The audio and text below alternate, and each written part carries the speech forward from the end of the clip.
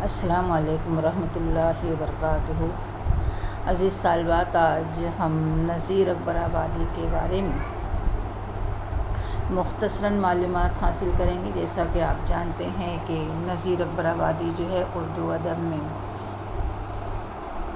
ایک عوامی شاعر کی حیثیت سے جانے پہچانے جاتے ہیں، اور جیسے ہی نذیر اکبر آبادی کا نام ہمارے سامنے آتا ہے تو فوراً ہمیں ان کی مشہور نظمیں جو ہیں وہ یاد آتی ہے، جیسا کہ روٹی نامہ، آدمی نامہ، بنجارہ نامہ، ہولی وغیرہ وغیرہ نظمیں جو ہیں۔ اس کے پہلے کہ ہم شاعر کا تعارف دیکھیں، میں مختصراً جو ہے نذیر اکبر آبادی کے بارے میں آپ کو بتانا چاہوں گی کہ نذیر اکبر آبادی، جیسا کہ آپ جانتے ہیں کہ ان کا پورا نام ولی محمد تھا اور نذیر تخلص کرتے تھے۔ ان کی پیدائش جو ہے وہ غالباً دہلی میں 1740 میں ہوئی، اور جب یہ بچپن میں چھوٹے ہی تھے تو ان کے والد محترم کا انتقال ہو گیا، اور اس کے بعد احمد شاہ ابدالی کے حملے کے وقت یہ اپنی والدہ محترمہ کے ساتھ یہ آگرہ چلے آئے۔ ان کی جائے وفات 16 اگست مطلب نذیر اکبر آبادی جو ہیں وہ تقریباً انہوں نے 90 سال کی عمر پائی، اور فالج کے حملے میں ان کا انتقال ہوا سن 1830۔ 16 اگست 1830 میں ان کا انتقال ہوا۔ ان کے والد محترم شیخ محمد فاروق تھے۔ نذیر اکبر آبادی اپنے والد محترم کی 13ویں اولاد تھی، یعنی نذیر اکبر آبادی سے پہلے ان کے شیخ فاروق کی 12 اولاد جن کا انتقال ہو چکا تھا، یہ 13ویں اولاد تھی۔ اس کے بعد جیسا کہ آپ جانتے ہیں کہ دہلی میں جو ہے ان کی پیدائش تھی، لیکن بعد میں یہ آگرہ آ گئے اور آخر تک اسی جگہ یہ مقیم رہے۔ اس کے پہلے کہ میں آپ کو یہ بتا دوں کہ نذیر اکبر آبادی جو ہے ان کی زبان کسی سے نہیں ملتی۔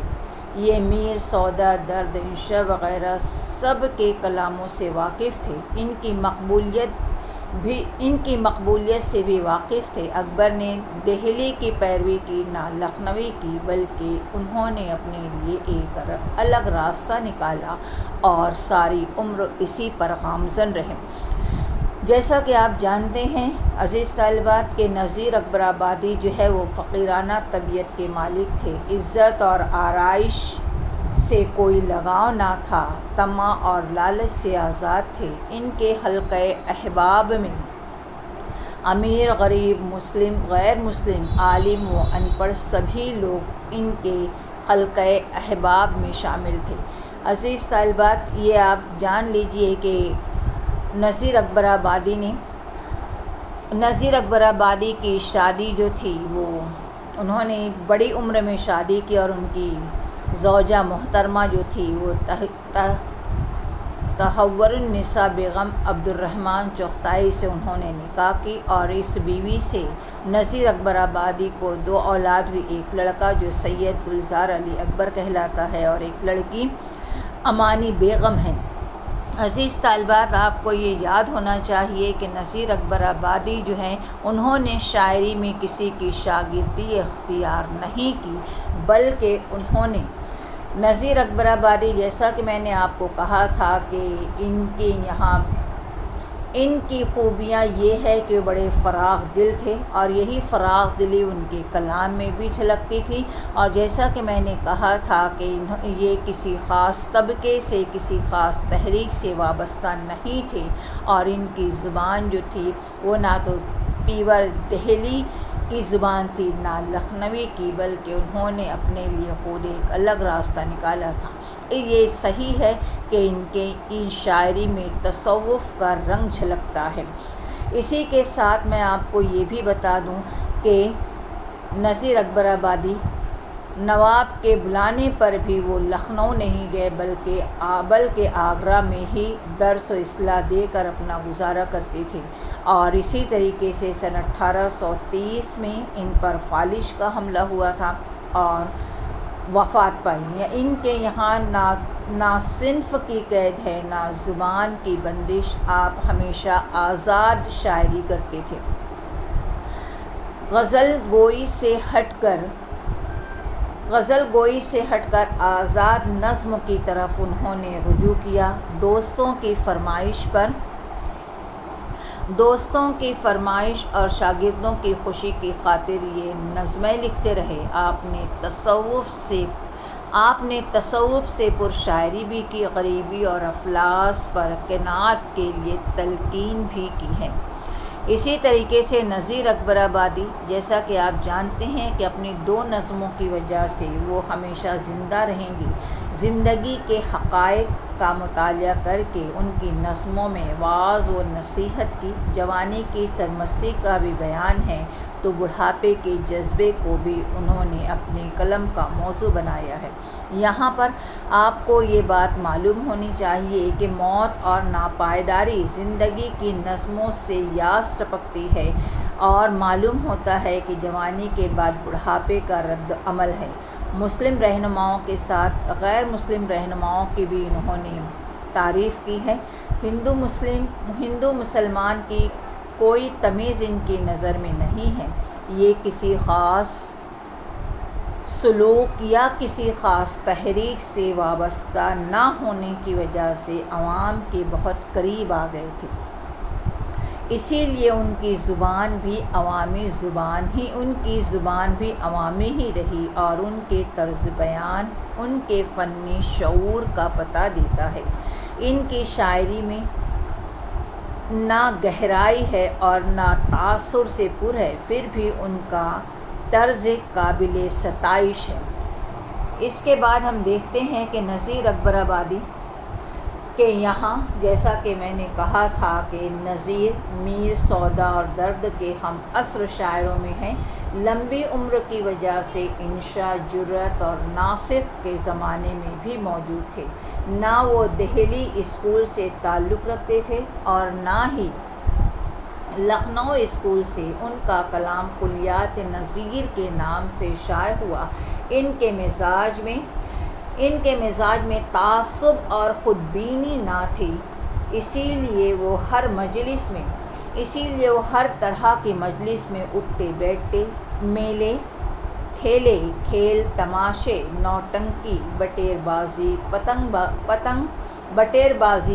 اور مرغ بازی وغیرہ سبھی عوامی معاملات سے اپنے آپ کو جوڑ رکھے تھے۔ ان کی نظموں میں ہولی، دیوالی، دسہرہ، شب برات، عید وغیرہ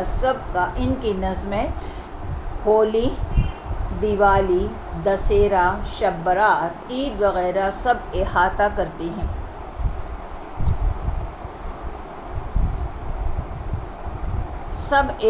کرتی ہیں۔ اسی طریقے سے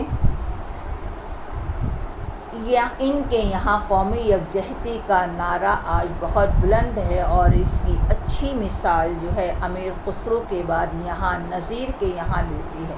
ان کی کچھ نظمیں ان کے بڑے شاعر ہونے کی ضامن ہیں، مثلاً روٹی نامہ، بنجارہ نامہ، ہولی وغیرہ جو ہے۔ نذیر کے یہاں تصوف اور دنیا کی بے ثباتی کے مضامین بڑی خوبصورتی کے ساتھ ملتے ہیں۔ ان کی معلومات کا خزانہ جو ہے وہ بہت بڑا ہے۔ نذیر اپنے عہد کے ایک منفرد ممتاز شاعر ہیں۔ کلام، جیسا کہ ان کے لیے ہم دیکھتے ہیں کہ انہوں نے جب روٹی پر لکھا ہے تو ان کے اشعار جو ہیں وہ دیکھیے کہ روٹی جو آئی پیٹ میں، سوقند کھل گئے، گلزار پھولے آنکھوں میں اور عیش مل گئے، وہ ترنے والے پیٹ میں جب ہو کے ڈھل گئے، 14 طبق تھے جتنے سب بھید کھل گئے، یہ کشف یہ کمال دکھاتی ہے روٹیاں۔ عزیز طالبات، یہ تو ان کے منتخبہ نظموں کے اشعار تھے۔ جیسا کہ اوپر میں نے آپ لوگوں کو بتایا تھا کہ ان کے کلیات نذیر میں جو ہے انہوں نے 3 مختصر قصیدے لکھے ہیں۔ ان کے قصیدے میں زمانے کی نیرنگی، دنیا کی بے ثباتی کا بیان بھی ہے۔ ان کا پہلا قصیدہ نیرنگ زمانہ ہے، اور دوسرا اور تیسرا قصیدہ میر کے مشہور قطعات کی طرز پر لکھا گیا ہے۔ عزیز طالبات، آپ یہ بھی جانتے ہیں کہ نذیر اکبر آبادی کی مشہور نظموں میں یہاں دنیا دارالمقافات ہے، اور ان دارالمقافات میں آپ دیکھتے ہیں کہ انہوں نے جس طریقے سے اس کی نظم کی ابتدا کی ہے کو اس نے صاف لکھا ہے کہ پوری دنیا انہوں نے کہا ہے کہ جو جیسا کرے گا اس کو ویسا ہی یہاں پھل ملنے والا ہے۔ اور ابتدا میں انہوں نے کہا ہے، دنیا جب بازار ہے کچھ جنس آنکھ ساتھ لے، کیا خوب سودا نقد ہے اس ہاتھ دے اس ہاتھ لے۔ اور اسی طریقے سے انہوں نے آگے لکھا ہے،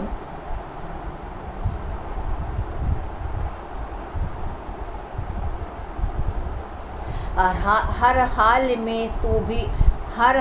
میں تو بھی نذیر، اب ہر قدم کی خاک رہے، یہ وہ مکاں ہے او میاں یہاں پاک رہے بے باک رہے، کل جھک نہیں کر جھوک ہے یہ یہاں دن کو دے اور رات لے، کیا خوب سودا نقد ہے اس ہاتھ دے اس ہاتھ لے۔ نذیر اکبر آبادی کے کلام میں یقیناً سادگی، سلاست، روانی پائی جاتی ہے۔ انہوں نے زمانے کی ہر ایک چیز کو انہوں نے دیکھا پرکھا اور انہوں نے اپنی نظم کا موضوع بنایا۔ اور جیسا کہ ہم عام لوگوں کی زبان زد میں یہ اشعار کافی مشہور ہیں، دنیا نہ جاں اس کو میاں دریا کی یہ مجدھار ہے، اوروں کا بیڑا پار کر تیرا بھی بیڑا پار ہے، موتی دیے موتی ملے پتھر میں پتھر دیکھ لے، گر تجھ کو یہ باور نہیں تو بھی کر کے دیکھ لے۔ یقیناً نذیر اکبر آبادی نے اپنی نظموں کے ذریعے سماجی زندگی، غریبی، افلاس، انصاف، دیگر تمام شعبۂ حیات کو اس نے سمویا ہے، اور یقیناً ان کی نظم جو ہے دنیا دارالمقافات اہم نظموں میں شمار کی جاتی ہے۔